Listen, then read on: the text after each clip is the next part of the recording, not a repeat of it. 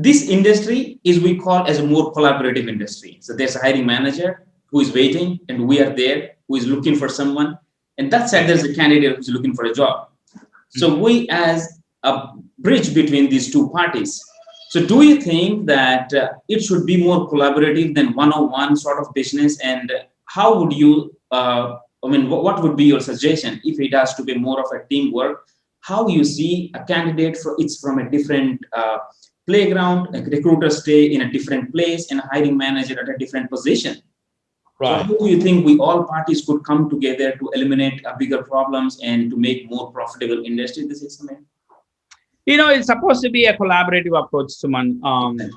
It has to be, because it's not hiring manager is sitting the other side of the table, recruiter this side of the table, and you play a tough guy role on recruiters. I think the more they are collaborative, a lot of times the recruiters do complain about it's like you submitting your candidate profile to the black hole, right? You would never get a response, right?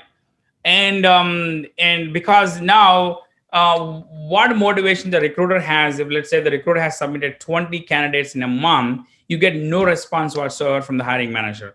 I think it is wrong, because it has to be collaborative, because the recruiters only get better when they get the feedback from the hiring manager, like what is that what they're missing in sending those candidates, and why they don't like it, and then how they can make it better. So the hiring managers who are more collaborative with the recruiters are the ones who actually end up filling those jobs quicker than the people who are kind of ignoring and not providing an updates to the recruiter. So absolutely, it has to be collaborative. In fact, it's not recruiter success, it's in fact both success. Correct.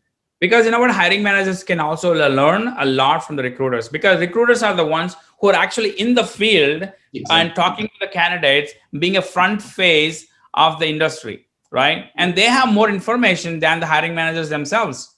So it is their best interest to engage a conversation with the recruiter, so that recruiters can actually give the information or feedback to the hiring manager. They can change their thought process. They may have a different perspective. They can learn from the recruiters. You know what, Suman? All of this comes at no cost to the hiring managers. All this, the frontline information, the field information, the hiring managers get at no cost. You don't pay a recruiter, even if you don't hire the candidate. But all this knowledge that you get from the frontline knowledge of the industry from the recruiter is so invaluable. They should be talking more, not less.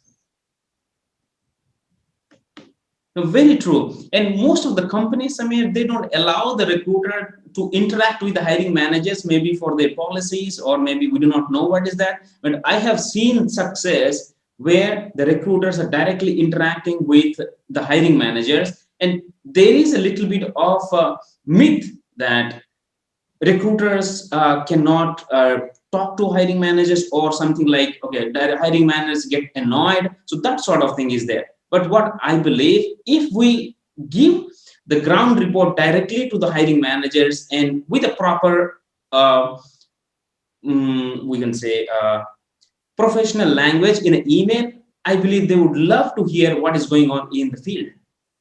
The problem is both sides, Suman. Recruiters, again, we go back to our first conversation, is have a better communication skills, yes. Written and oral communication skills, right? Mm-hmm. And if you have a better communication skills, you know how to engage in a more professional and more abstract manner with the hiring managers. They probably open up more to talk to the recruiters. Another thing, also the recruiters, their inability to know or have lack of knowledge about the job description itself.